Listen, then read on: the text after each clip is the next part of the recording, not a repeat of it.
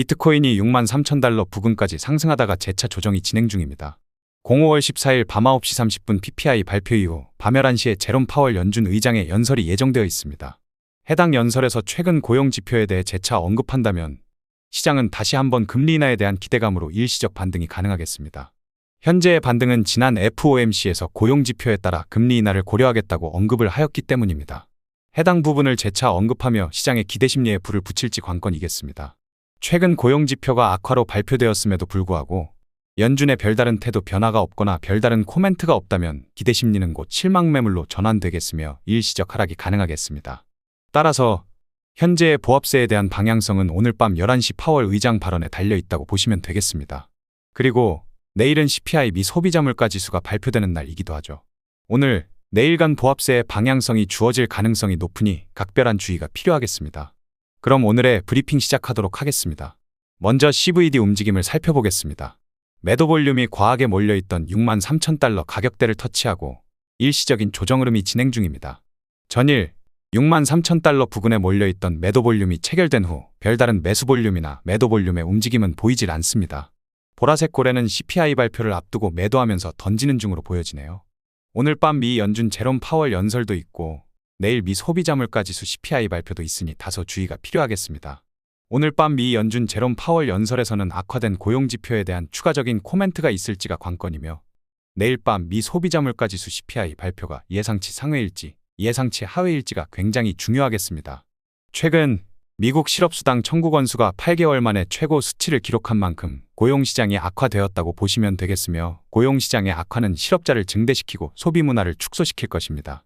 그러면 내일 미 소비자 물가 지수 CPI는 예상치 하회가 될 가능성이 높아 보이는데 결과 발표에 따라 위험자산군에 다소 큰 급등락을 야기할 수 있겠습니다. 내일 CPI 예상치 상회한다면 위험자산군은 일시적 하락, CPI 예상치 하회한다면 일시적 상승이라고 보시면 되겠습니다. 크라켄 API의 마운트곡스 물량 결제 준비 중으로 표기가 되었습니다. 크라켄 내 마운트곡스의 비트코인 및 비트코인 캐시 결제 API 인터페이스가 결제 준비 중으로 표시되고 있다고 합니다. 이제껏 마운트곡스의 악재는 단순한 찌라시 및 카더라 통신으로 시장을 흔들어 왔으나 이번에는 마운트곡스에서 공식적으로 채권자들에게 반환될 가상자산 규모와 반환 날짜 등을 오피셜로 공지하였습니다. 반환될 가상자산 규모는 비트코인 13조 규모, 비트코인 캐시 1,000억 원 규모가 되겠습니다. 상환 절차 마감은 10월 31일이고요. 10년간 마운트곡스 물량이 쏟아져 나올 수 있다며 악재로 활용되었으나 드디어 10년간의 악재가 해소될 것으로 보여집니다.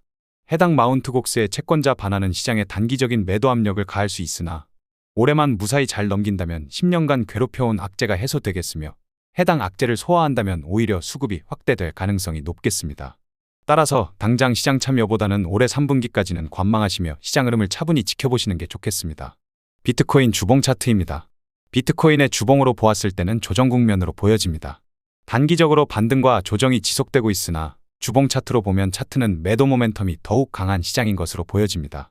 우리는 단기 반등이 2,000에서 3,000달러 정도 상승이 나온다면 이제 찐반 등장이니 뭐니 호들갑을 떨고 있지만 주봉의 시간적 프레임에서는 사실 그 정도의 반등은 조정 흐름을 꺾을 만한 수치로 볼 수 없습니다. 주봉적 관점에서는 여전히 직전의 매물대 영역인 41,500에서 44,500달러 부근까지 하락할 가능성이 높아 보이며 해당 영역대에서 다시 재차 재축적 구간을 걸칠 가능성이 높다 보여집니다. 그러한 재축적 구간을 걸치는 동안 마운트곡스의 악재도 해소될 것이며 금리 인하도 서서히 진행되며 시장의 유동성이 확대될 가능성이 높겠습니다. 그리고 비트코인은 모두가 염원하는 대상승장으로 편입되겠죠. 주봉의 시간적 프레임은 캔들 하나당 일주일이나 소모되니 해당 지지레벨인 41,500에서 44,500달러까지 도달하는데 다소 시간은 오래 걸릴 가능성이 높겠습니다. 비트코인 일봉 차트를 살펴보겠습니다. 비트코인은 일봉상 고점과 저점이 낮아지는 하락 파동이 진행 중입니다. 또한 최근 일봉 관점에서 22MA가 저항선의 역할을 하고 있습니다. 기존의 22MA는 지지선의 역할을 하였으나 저항선으로 전환이 된 것입니다. 또한 비트코인은 6만 달러 부근에서 지속적으로 반등이 나오고 있으나 해당 반등은 하락 파동 진행 중에 나오는 단기 반등 정도로 보이며 조정 국면을 벗어날 만한 거래량이라든지 유의미한 매수세 유입은 보이지 않습니다. 반감기 도래 이후 비트코인 채굴자들의 수익성은 지속적으로 감소하고 있으며 비용 압박을 가하고 있습니다. 비트코인의 이러한 횡보세가 지속되면 지속될수록 채굴자들은 손실을 만회하기 위해 보유하고 있는 비트코인을 판매해야 될 것이고 이는 시장에 부정적인 영향을 미칠 수 있겠습니다. 따라서 6만 달러 부근에서 횡보하면 할수록 채굴자들의 매도 압력이 확대될 가능성을 염두하셔야겠습니다. 굳이 기관 투자자들이 누구 좋으라고 당장 비트코인 가격을 끌어올리진 않겠죠. 마운트 곡스 물량도 곧 나올 터이니 채굴자들의 항복까지 모두 이끌어내며 싼 값에 비트코인을 매집할 가능성이 높다고 보여집니다. 오늘 준비한 영상은 여기까지입니다. 저의 분석 자료가 조금이라도 도움이 되셨다면 좋아요 및 구독 설정 해주시면 대단히 감사하겠습니다. 그럼 오늘 하루도 편안한 하루 되시길 바랍니다.